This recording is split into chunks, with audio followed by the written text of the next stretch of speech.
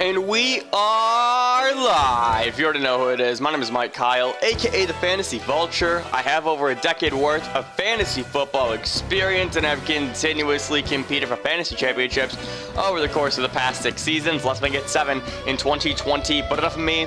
I'm here for you. On today's episode of the FB Show, we're going to continue our Week 10 game recaps, breaking down every single Week 10 matchup, all through the lens of fantasy football. Up next, the Tampa Bay Buccaneers taking on the Carolina Panthers. So if you're excited for this game recap, be sure to hit that like button down below, like an open receiver downfield. Also, smash that subscribe button, power running back style like Derrick Henry up the middle, so you never miss a video from me. And last but not least, you can follow me on all social media platforms at FFVulture. I'd love to answer all your fantasy football questions over on those platforms. But let's dive right in, shall we? Between the Tampa Bay Buccaneers and the Carolina Panthers, the Bucs throttled the Panthers by a final score of 46-23. Tom Brady doing Tom Brady things. 28 of 39, 341 passing yards, and 4 touchdowns.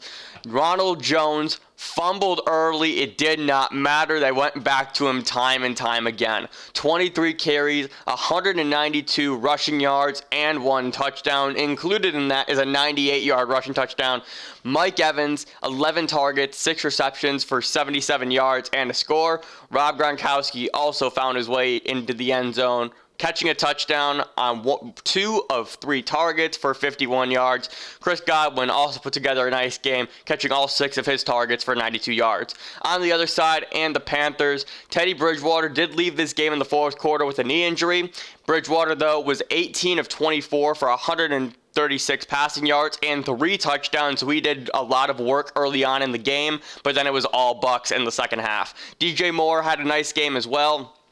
4 receptions on 7 targets, 96 yards, and a score.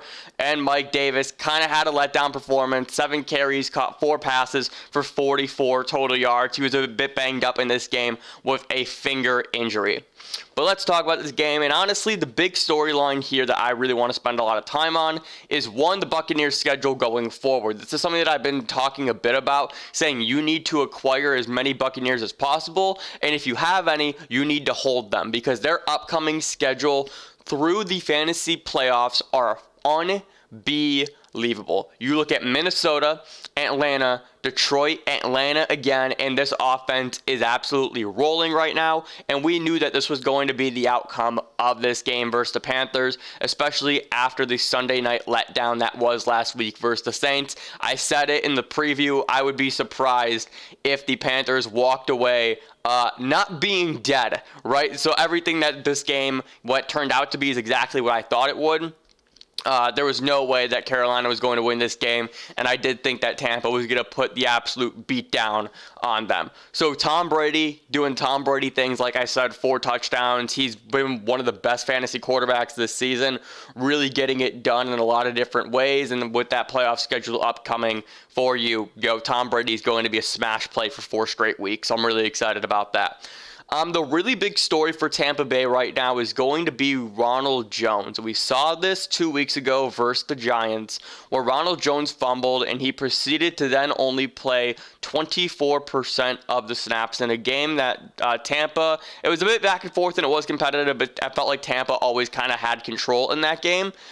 So we saw Ronald Jones fumble, and we know that Bruce Arians is a coach that if your guy fumbles, he's not going to see the field for the rest of the game, most likely. However, we did not get that in this game with Ronald Jones. Ronald Jones fumbled, I believe it was in the late first quarter, early second quarter, and the fear, just the timeline all at once. Here comes Leonard Fournette.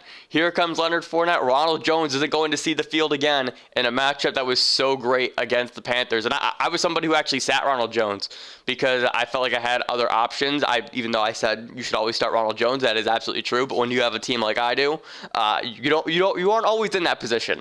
So I sat Ronald Jones, and when he fumbled, I was like, yes, I made the right call, because Ronald Jones isn't going to see the field for the rest of the game. And boy, that did not happen. Ronald Jones comes back and just continues to get the ball left, right, center, breaks off a 98-yard touchdown run, like I mentioned. And Ronald Jones has just been so damn good for fantasy. Like this season, it really has been unbelievable. You look at some of the performances that he's had, and yes, the majority of these games came without Leonard Fournette, but even still, he's been very serviceable with Fournette on the field. You're looking at 9 fantasy points, 15, 14, 25, 10, these 2 back-to-back dud weeks before this week, and then this monster 23-point performance for Ronald Jones. So he has been very good for your fantasy team this season, and I do think that you can start him, right? This Bucs offense is too good to not score and to not move the ball, so I'm really excited for Ronald Jones moving forward. Again, that schedule is so nice. Fournette did not do a whole lot at all. Again, the expectation was once Ronald Jones fumbled, it would be the Fournette show, and he just wasn't. Fournette only had 8 carries, caught 2 of his 3 targets for 11 yards and 19 rushing yards.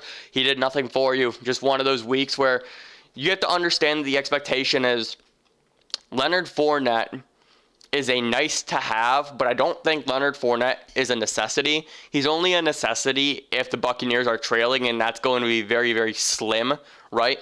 Because this team just uses him as that pass catching back, which is a weird thing, but okay. So with Fournette, you really are hoping that the game script goes awry, and looking at the upcoming schedule, it's kind of possible. You look at next week versus the Rams and the week after that versus Kansas City. So with that being said, I think those next 2 weeks could be a game where Fournette's going to see more work than Ronald Jones just because it is highly competitive, or if the Rams or Kansas City jump out to an early lead, they'll have to play from behind, and that's when Fournette is going to get the majority of his work.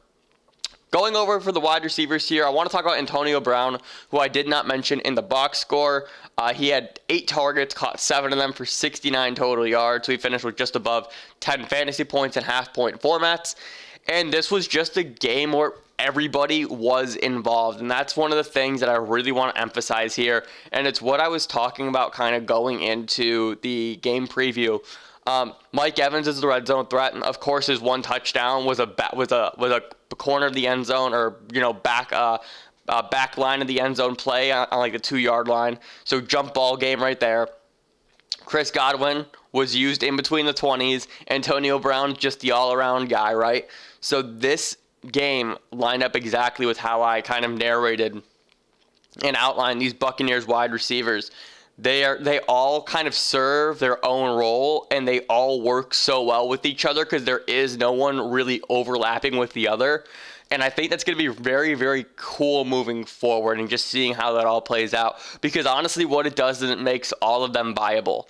And yes, this game was a blowout, and the Bucs almost put up 50 on the board, and they probably left some points out on the field. But there's definitely an avenue where you play Chris Godwin, Mike Evans, Antonio Brown, and Rob Gronkowski every single game. Like the Buccaneers just have an offense that's loaded with fantasy relevant pieces. And with that schedule, I'm not trying to shy away from any of them.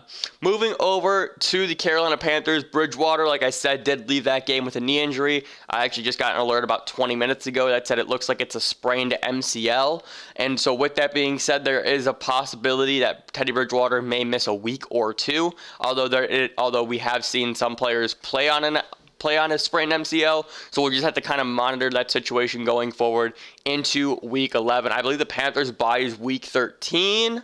Yes, it's Week 13, so there's a chance that they may shut him down through the bye.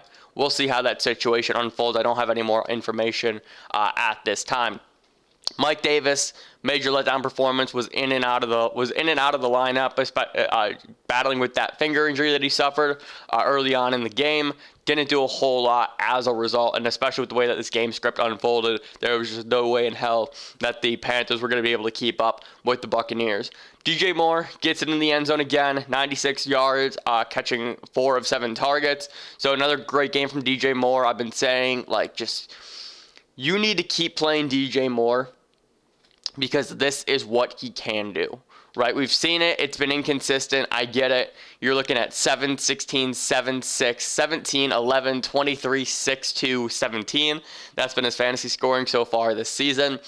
And it's been one of those things where it's been frustrating because it very much has been almost touchdown or bust, but even still, it's more so if he reaches above that 90-yard threshold, it's going to be a good game. And if it's anything below that, it's going to be around that 50 territory, and that's just not going to get it done for you. And especially with the way that Bridgewater kind of spreads the ball around, he's not targeting one specific player. We saw Curtis Samuel get 9 targets last week. We've seen Robby Anderson get 10 targets before. So you never know whose week it's going to be for the Carolina Panthers. That's very frustrating for fantasy, but very good for the Panthers offensively, just because they do have a lot of potential weapons on their team. But trying to dictate it in terms of fantasy is always going to be a challenge, because this isn't the Buccaneers offense where you know for a fact they're going to score 35-plus points nearly every single game.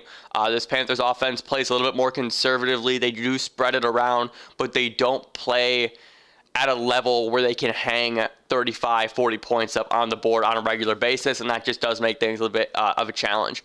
Curtis Samuel came back to earth after the past 3 weeks, only finishing with 2.7 fantasy points and half-point formats, and this was just, like, this is the expectation.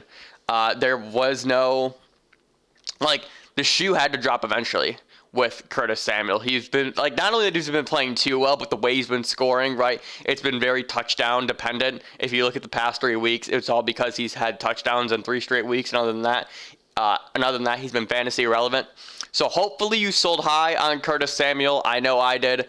And that this was just a dud game from him.